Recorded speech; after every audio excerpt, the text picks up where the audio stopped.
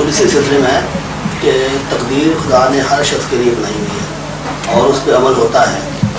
تو ہر شخص کی موت جو ہے وہ بھی خدا تعالیٰ کی بنائی ہوئی تقدیر کے مطابق ہی ہوتی ہے.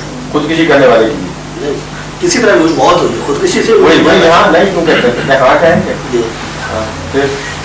یہ آپ کو کس نے بتایا مسئلہ؟ میرے ذہن میں آپ کے ذہن کا ہوگا یہ ہمارا مسئلہ ہے.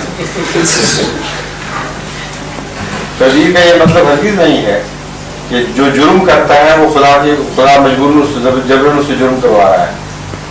یہ تو کہیں نہیں لکھا ہوا. قرآن کریم نے کھلا اجازتیں دی ہیں لمن شاء فلیکفر من شاء فلیؤمن من شاء فلیؤمن ومن شاء فلیکفر. جو چاہے ایمان لائے جو چاہے کفر کرے. دونوں باتوں میں کھلی اجازت دی ہوئی. اس کا مطلب نیکی کا اجر نیکی کرنے والے کو ملے گا کیونکہ اس نے کیا ہے. مقدم اس معنی میں نہیں تھا اس کے لیے کہ وہ ضرور کرے. بدی کی گناہ اس لیے اس کو ملے گا کہ اس نے کی ہے. پھر دوسری جگہ خدا فرماتا ہے کہ کیا وہ لہا ما کسبت و علیہا ما اکتسبت. جو کوئی چاند کمائے ارادتاً کوئی نیکی کا کام کرے سزا اس کو ملے گی. وہ علیہا ما اکتسبت. جو کوشش سے بدی کرتا ہے ارادے کے ساتھ اور دیکھ بھال کر اس کی سزا اس کو ملے گی.